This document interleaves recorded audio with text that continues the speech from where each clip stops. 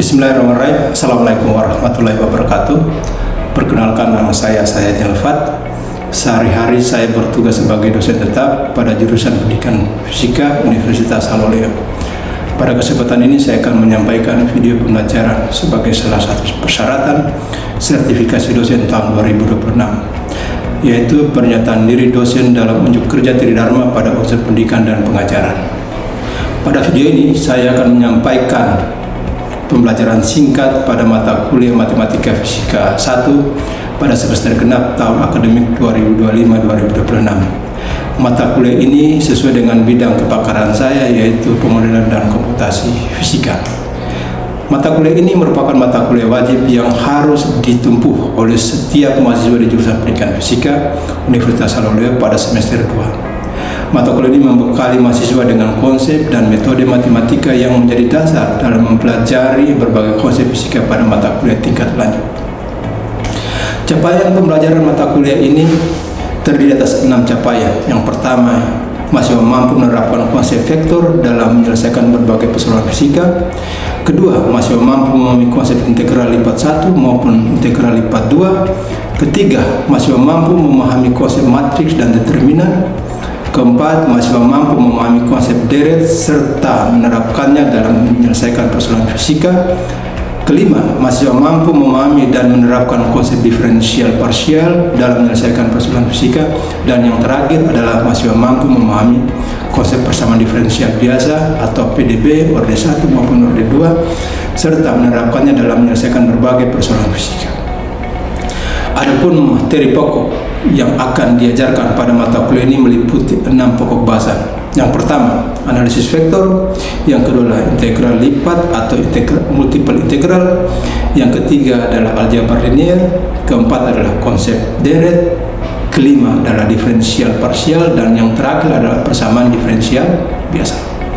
Secara keseluruhan, materi tersebut mengacu pada buku Mathematical Method in the Physical Science karya Mario L. Boas yang menjadi salah satu referensi utama pada perkuliahan ini. Komponen penilaian pada mata kuliah ini terdiri atas 4 aspek. Yang pertama adalah kehadiran, yang kedua adalah ujian tengah semester, ketiga adalah ujian akhir semester atau UAS, dan yang keempat adalah tugas. Tugas akan diberikan pada setiap akhir kali pertemuan sebagai sarana mahasiswa untuk memperdalam pemahaman terhadap materi-materi yang telah dipelajari. Secara keseluruhan, proses pembelajaran pada mata kuliah ini menggunakan pendekatan atau metode contextual learning. Adapun pelaksanaannya dilakukan menggunakan pendekatan atau bentuk pembelajaran luring maupun daring yang disesuaikan dengan kebutuhan dan kondisi pembelajaran. Pada video berikut ini saya akan menampilkan proses pembelajaran yang dilaksanakan secara daring pada materi persamaan diferensial biasa. Pembelajaran ini dilaksanakan ketika saya sedang menjalankan penelitian kolaborasi internasional di Czech Technical University in Prague, Republik Ceko. Meskipun demikian, proses pembelajaran tetap berlangsung secara interaktif dengan memanfaatkan media pembelajaran dan teknologi informasi untuk memastikan ketercapaian pembelajaran mata kuliah ini. Demikian pengantar singkat mengenai mata kuliah Matematika Fisika 1. Selanjutnya saya akan menampilkan cuplikan singkat proses pembelajaran pada mata kuliah Matematika Fisika 1 pada materi persamaan diferensial biasa.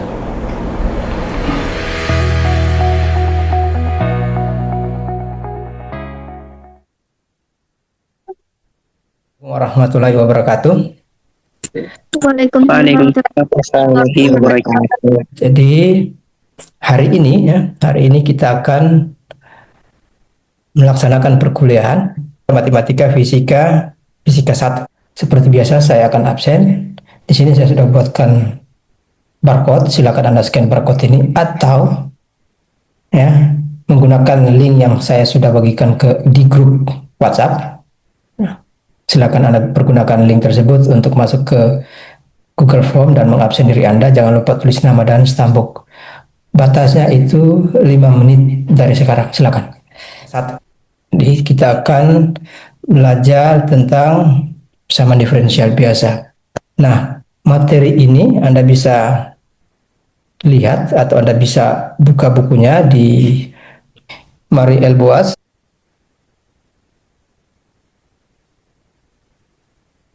Boas ya. Boas. Nah, apa yang kita pelajari ya di materi ini ya, di topik ini? Yang pertama itu adalah terkait dengan persamaan ya, persamaan diferensial biasa orde orde 1. Dan kedua itu adalah persamaan diferensial biasa orde ya. Jadi ini yang kita akan pelajari. Persamaan diferensial ini sebenarnya sangat penting di fisika karena hampir semua konsep fisika ya, atau fenomena di fisika itu biasanya diformulasi dalam bentuk persamaan diferensial, baik itu persamaan diferensial biasa maupun persamaan diferensial parsial.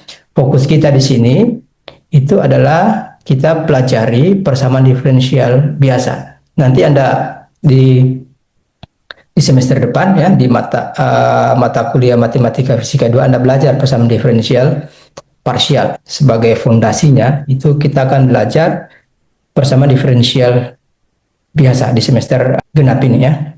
Oke. Persamaan diferensial biasa itu muncul biasanya kalau kita memformulasikan ya suatu fenomena ya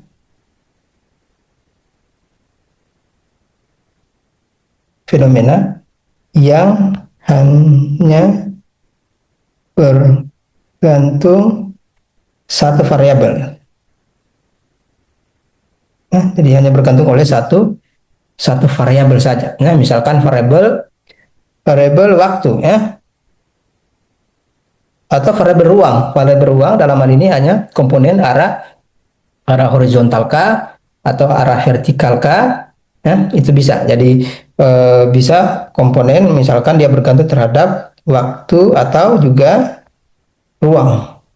Kalau kita ingin memformulasikan suatu fenomena alam dalam hal ini, yang fenomena itu tidak hanya bergantung oleh satu variabel, tapi lebih dari satu variabel, maka tidak cukup kita menggunakan persamaan diferensial biasa. Maka kita butuh persamaan diferensial parsial ya. Persamaan diferensial parsial ya.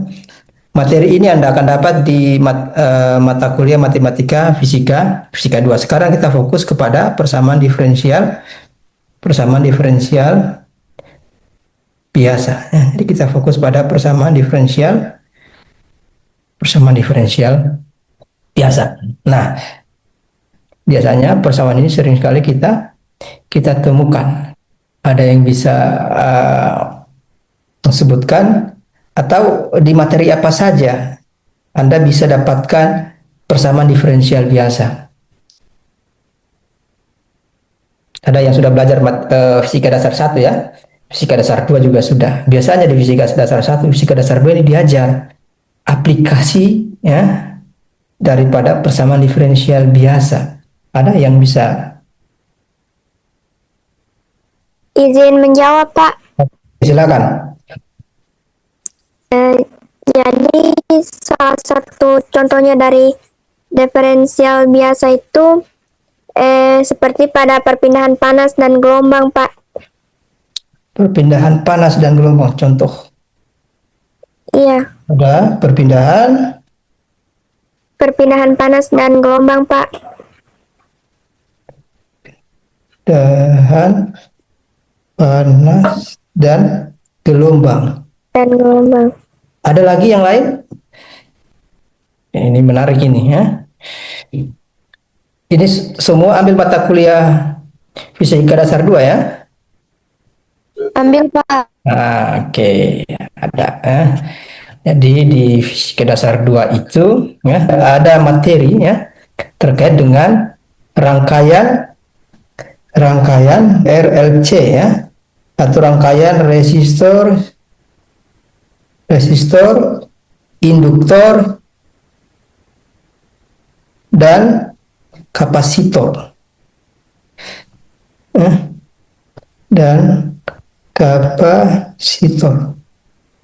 Biasanya ya, ini ada kan, Anda pelajarin ya semester ini. rangkaian listrik ya. Selain rangkaian listrik seri paralel, ada juga yang namanya, kalau kita belajar tentang rangkaian AC ya, kita nanti akan ketemu yang namanya rangkaian RLC, rangkaian resistor, induktor, kapasitor. Biasanya formulasikan menggunakan persamaan diferensial biasa ya. Jadi kalau kita bisa tuliskan rangkaian RLC ini persamaannya, persamaan umumnya, persamaan umum L ya, D kuadrat I per ya, dt kuadrat ya, ditambah dengan R di per dt ya, ditambah dengan I per C sama dengan dv per dt ya. Nah, biasanya seperti ini ya. Atau kalau di mekanika, ada yang kuliah mekanika ya, ada kuliah mekanika ya. Mekanika kan juga Anda sudah ambil di semester ini ya. Salah satunya itu adalah ya, salah satunya itu adalah persamaan apa? Di mekanika yang sering Anda dapat persamaan diferensial biasa. Ada yang tahu? Izin untuk jawab, Pak. Oke, silakan. Gerak harmonik, Pak. Nah, gerak harmonik ya, gerak harmonik biasanya itu sering ya kita dapat ya. M ya, d kuadrat x per dt kuadrat ya, sama dengan min kx. Ini juga ya, ini adalah persamaan diferensial biasa. Ini persamaan diferensial biasa. Makanya itu menjadi penting kita belajar terkait dengan persamaan diferensial biasa. Jadi penting karena hampir semua fenomena di fisika itu biasanya bisa diformulasikan dengan persamaan diferensial biasa. Nah, tadi ada contoh ini yang menarik ini ya, perpindahan panas dan gelombang. Ini saya mention dulu ya. Saya harus biasanya persamaan panas ini dan gelombang biasanya nanti kita akan pelajari di mana, di persamaan diferensial. Nanti kita pelajari di persamaan diferensial parsial. Persamaan panas dan gelombang ini agak complicated ya, agak rumit ya, karena dia perpindahan panas itu tidak hanya bergantung oleh satu variabel, tapi lebih dari satu variabel. Ada karena temperatur itu, ya, karena kalau kita bicara misalkan ini perpindahan panas ya, saya jelaskan dulu sedikit perpindahan panas. Panas. Di perpindahan panas itu kan yang berpindah itu energinya. Dalam hal ini misalkan temperaturnya, ya. Temperatur itu berpindah. Ketika berpindah, dia itu melibatkan dua komponen ya. Dia berpindah bergantung ruang. Ruangnya ini adalah ini pensil ini, dan yang kedua itu adalah waktu. Ketika dia berpindah, dia disertai dengan perubahan posisi dan perubahan waktu. Ya. Makanya kalau di perpindahan panas itu walaupun dia satu dimensi, tetap kita membutuhkan yang namanya persamaan diferensial persamaan diferensial parsial. Persamaan perpindahan panas ini persamaannya seperti ini. Rho kali C ya, do T per do T kecil ya sama dengan ya, kappa ya, gradien kuadrat misalkan kuadrat T ya. Jadi kenapa kita pakai do? Karena simbol dari persamaan diferensial parsial itu adalah do ya, beda dengan persamaan diferensial biasa ya. Jadi kalau ya, jadi mana ini rho-nya itu adalah densitas ya, atau massa jenis. Kalau C-nya apa? Nah, spesifik panas. Nah, dan kalau K-nya itu adalah konduktivitas panas. Nah, T-nya itu adalah temperatur. Nah, sementara T kecil itu adalah waktu. Jadi kalau perpindahan panas ya, kita tidak bisa menjelaskan itu dalam persamaan diferensial biasa. Tapi cara mencari solusinya, step tahapan-tahapannya itu hampir sama dengan persamaan diferensial biasa. Ya. Jadi saya tidak akan menjelaskan panjang lebar terkait dengan perpindahan panas ini. Kenapa? Karena persamaan ini pada dasarnya dibentuk oleh persamaan diferensial parsial. Ya. Meskipun begitu, Anda bisa mencari referensi karena referensi sekali lagi banyak sekali. Salah satu yang Anda bisa baca itu adalah, silakan Anda baca, dan saya juga akan membagikan ini di grup WhatsApp. Ya. Dan kalau ada yang tertarik dengan topik ini, ya, silakan kita bisa berdiskusi, mungkin untuk menjadikan tugas akhir. Jadi sekali lagi, konsep persamaan diferensial biasa itu penting karena bukan hanya menjelaskan fenomena untuk persamaan diferensial biasa saja, tapi dia juga bisa menjelaskan untuk persamaan diferensial parsial. Ya, jadi ini penting sekali. Ya. Oke, silakan, sampai sini ada pertanyaan. Ya. Jadi saya harapkan Anda bisa paham semuanya. Ya. Penting sekali Anda memahami materi hari ini. Ya. Karena kalau Anda tidak paham, pasti akan keteteran nanti. Ya. Akan ada keteteran nanti. Ya. Oke, mudah-mudahan semua paham. Oke, saya lanjut. Ya. Jadi kita mulai dari persamaan diferensial biasa orde 1. Ya. Kenapa disebut orde 1? Karena biasanya, ya, karena orde 1 itu biasanya disimpulkan dengan misalkan dy per dt. Maksudnya orde 1 itu pangkatnya itu pangkat 1. Ya. Jadi pangkatnya itu pangkat 1. Saya langsung masuk di contoh soal, ya. Jadi saya masuk contoh soal, ya, supaya kita lebih terarah. Ya. Contoh misalkan ada persamaan x y aksen sama dengan y tambah 1. Ya. Kita disuruh menentukan atau mencari solusi. Ya. Jadi materi hari ini itu kita disuruh mencari solusi, ya, dari suatu sistem persamaan atau persamaan diferensial biasa, mau baik itu orde 1 maupun orde 2. Jadi di sini tentukan solusinya. Ya, tentukan solusinya. Ya.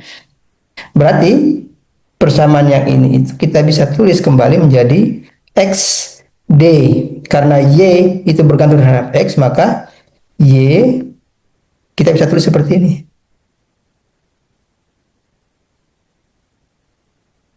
Seperti ini. Ya. Karena y-nya itu, ya, jadi kita bisa tulis ini sama saja dengan gini. X dy fungsi x, ya, dx, ya, tambah dengan y x tambah dengan 1. Sama saja ini, tidak ada bedanya. Ya. Karena sekali lagi yang variabel bebasnya itu adalah x dan variabel terikatnya adalah y. Ya. Nah, sekarang bagaimana cara kita mencari solusinya? Ya. Jadi di sini ada sekali lagi ada suku x, ada suku y. Maka kita gabungkan, ya. Kita satukan ini suku x di bagian kanan, ya. Suku y misalkan di bagian kiri, atau sebaliknya suku x itu di bagian kanan dan suku y itu di bagian kiri. Ya. Jadi kita pisahkan, ya. Jadi kalau saya tuliskan, maka saya bisa seperti ini, ya. Y tambah 1, ya, sama dengan, ya, dx per x, sama saja, ya. Berbeda, sehingga nanti kita bisa uraikan lebih jauh, ya. Nah, kalau kita dapat seperti ini, ya, maka untuk mencari solusinya, jadi kita harus integralkan, ya. Jadi saya tulis di sini, jadi saya harus integralkan kedua sisinya. dy, ya, y tambah 1 sama dengan, ya, integral dx x. Ya. Ya. Oke, ini kalau kita uraikan maka kita dapat ini ln, ya, y tambah 1, ya, tambah dengan c 1 sama dengan ln x tambah c C2. Ya. Kemudian ya, Y tambah 1 sama dengan ln X tambah C3. Ya. Ya. Ya. Oke, sampai sini ada pertanyaan, silakan ditanyakan.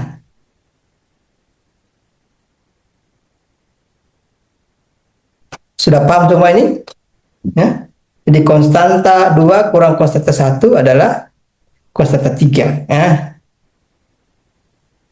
Ya, nah ini juga saya bisa tulis seperti ini. Ln Y tambah 1 sama dengan ln ya, C4 dikali dengan X. Kan sifat natural dari logaritma. Ya. Sifat alamiahnya. Ya. Berarti ini ln. Ya. Kemudian apa yang kita lakukan? Eksponensialkan. Kalau kita eksponensialkan maka Y sama dengan C4 ya, C4 X kurang 1. Nah, ini solusinya. Solusi dari persamaan yang mana? Persamaan yang ini tadi. XY prime ya, atau XY aksen sama dengan Y tambah 1. Solusinya adalah Y tambah C4 X kurang 1. Ini disebut sebagai solusi umum. Nah, ini disebut sebagai solusi umum. Kenapa disebut sebagai solusi umum? Nah, ini saya harus jelaskan dulu. Jadi kalau persamaan diferensial apapun itu ya, persamaan diferensial biasa, persamaan diferensial parsial, integral ya, maka kita mengenal yang namanya solusi umum. Ya. Kita mengenal solusi umum dan solusi khusus ya. Apa disebut sebagai solusi umum? Kalau ada konstanta yang kita tidak tahu berapa nilainya. Ya. Contoh ini solusi umum. Kenapa? Karena C4 kita tidak tahu. Ya. Kalau kita sudah tahu nilai C4 ini, maka kita bisa mengatakan bahwa itu adalah solusi khusus. Ya. Nah, bagaimana caranya? Ya, maka kita harus substitusi yang namanya syarat batas. Ya. Jadi kita harus substitusi namanya syarat batas. Nah, karena dia bergantung terhadap ruang. Kalau dia bergantung terhadap waktu, maka kita substitusi yang namanya syarat awal. Ya. Jadi kita harus substitusi yang namanya syarat awal. Ya. Nah, berbeda kalau persamaan diferensial parsial. Persamaan diferensial parsial karena dia dua variabel, ruang dan waktu, maka tidak cukup kita menggunakan syarat batas. Kita juga harus mensubstitusi yang namanya syarat awal. Oke, silakan ada pertanyaan, silakan ditanyakan.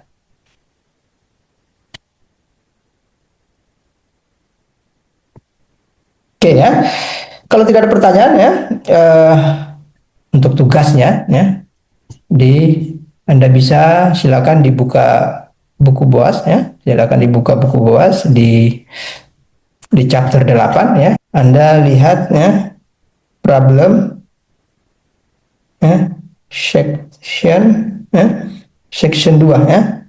Itu di situ ada nomor 1 ya. Jadi ya, nomor 1, kemudian nomor 3 ya. Kemudian nomor 5 ya. Nomor 10 ya.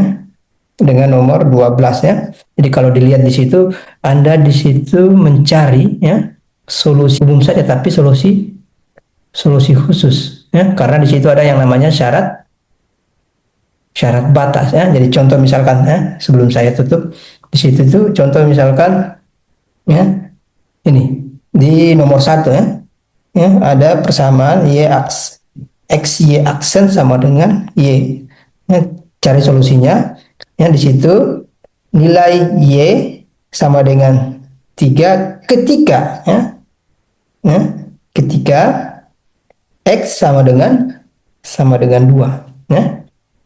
Saya kasih ilustrasi saja untuk mengerjakan ya. Kalau dia beda suku maka kita pisahkan sukunya ya. Jadi ini dy per dx x ya, sama dengan y ya. Ini kita bisa gabung sukunya, y dengan y, x dengan x ya. Berarti ini adalah dx per x ya. Ya, toh? Nanti ini kalau kita integralkan maka kita dapat ln ya, ln y ya sama dengan ln x ya ditambah dengan c berapa? Misalkan c3 ya. Ini ln y ini sama saja ln c4 ya x. Kalau saya eksponensialkan masing-masing ruasnya, maka saya dapat y sama dengan c4 x ya. Bisa ya? Harus kalau seperti ini harus insting matematikanya harus jalan, lompat cepat ya, harus cepat ya. Nah sekarang ini disebut sebagai solusi umum. Sekarang tidak sampai di sini kita bekerja, kita harus mencari solusi khususnya. Kita dikasih clue di situ. Nilai y sama dengan 3 pada saat x sama dengan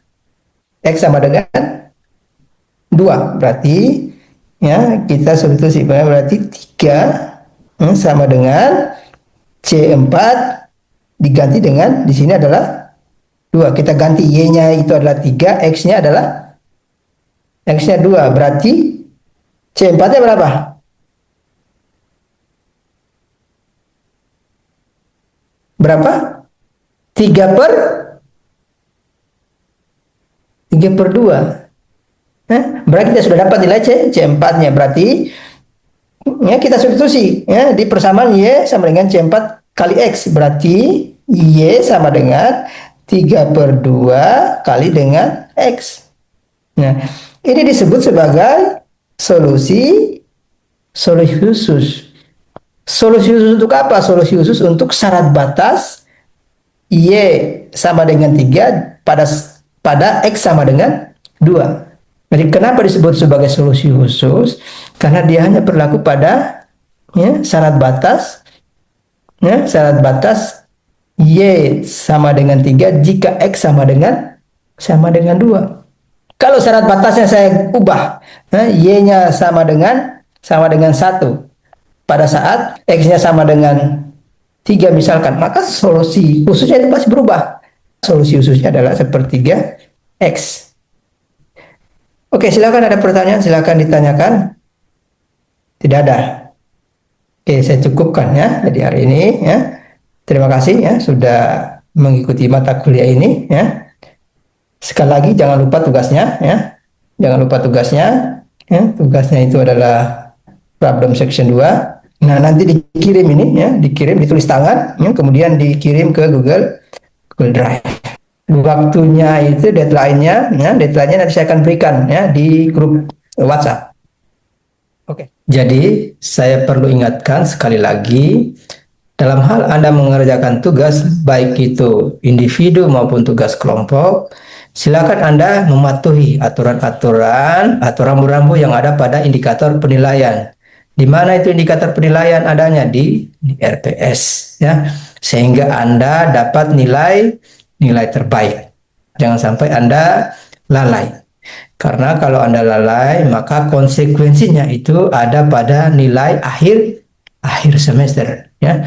Karena sekali lagi tugas itu bagian dari penilaian akhir semester selain dari ujian tengah semester dan ujian akhir semester. Oke, saya tutup ya dengan ucapan billahi taufik wal hidayah. Assalamualaikum warahmatullahi wabarakatuh.